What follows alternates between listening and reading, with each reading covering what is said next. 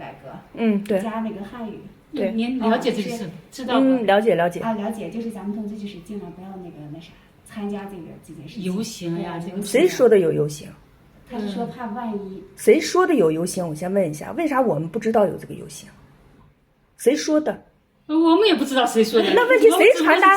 谁传达给你们说有这个游行？上级。上级是哪儿的上级？哪个上级说的我们有游行？赛汉区。对，下面给我们的任务。赛汉区哪儿？赛汉区很大。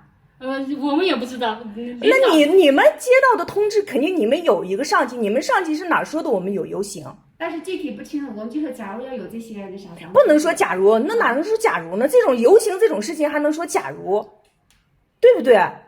假如说我们翻过来说问你们要游行，你们会怎么想？我们没说你们要游行呀。那这不就你们刚才不就说是假如要是有一些人是哪些人？我们都知道啊。你们既然上门来做这个调查，或者你们来做调查是吧？不是调查那是什么？那是什么啊？通知一下，你们通知我们有这个游行，最好建议我们不要去参加这个游行。为啥我们不知道有这个游行呢？谁通知你们的？我们说有这个游行。我们只不过是过来建议一下你们。就是建议也是你们接到这个通知，做这个就行了。对，你们也是接到通知，你们接到哪儿的通知说我们有游行？我们就接到我们的上级的。你们的上级是赛汉区的哪儿？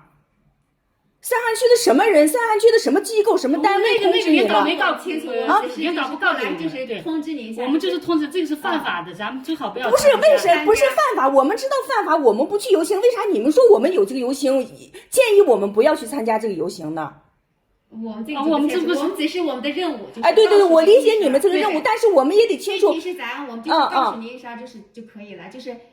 我们这不告诉没别的，就是告给你。就是我就是想知道为啥我好好的在家做的呢，就有人来告诉我说通知我来建议我不要参加这种游行，我不清楚。我为什么不激动的啊？反过来说，咱们换位思考，假如说是你们是在这个家里的，我出来过来敲门说你们建议你们不要这样不要那样的，你也会很激动的。对，这正常的，是不是？因为这个双语教育我们理解，我们已经清楚，我们知道这回事，因为我们是这个民族的嘛，对不对？但是我们没有去说有游行去做犯法的事情。为什么说有？那就行为什么说有机构？为什么有机构说我们要去游行呢？对不对？你就是上级说怕有游行，不是说怕，为什么要怕呢？你既然没做违法的事情，你为啥要怕呢？我们也不清楚，就是通知你，就是不要参加。对，不要参加就可以了。不是说不要参加，我们就没有游行，为啥要去参加呢？你没看我穿的睡衣，在家脸没洗头没梳在家待着呢，上门就说我不要参加游行。你也了解，我们也就是跟您说了。对，咱们也不参加。不是说不参加，我们就没有游行。对不对？没有更好，就是没有更好。你真是莫名其妙，对不对啊？你说要是有游行，要是有活动的话，我不可能头不梳脸，必须我穿着睡衣在家待着，对不对？咱们也是就那种。我真是奇怪你们的上级领导为什么要让你们通知这种事情我们也不清楚，就是我们6日加班，人家告诉我们，你们去，人家系统是有你们信息，就是人家告诉谁满族，直接通知他说以后这种情况就咱们不要。意思我们蒙族这么就以后就连门都不能出了，是不是？连人也不能见，连门也不能出了。不是说不能出门，他是下面有这个改革，他有一部分人他就不同意嘛。不是说是有一部分人同意不同意，你们也不应该你们的上级说是让你们争取过来就是建议我们或者是警告我们，不能有这种事情，对不对？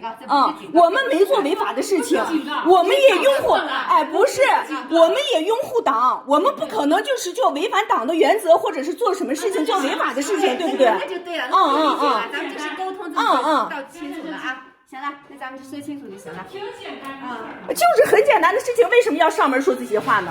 不是，但是我们任务是必须要上一次门，知道吧？我们也就是工作任务。所以说我必须得认清你们，说是你们上级为啥说我们要游行？没有说游行，是说他肯定是因为有这件事情才让你们挨家挨户的做回访的，对不对？就行了，理解我们的工作就行了。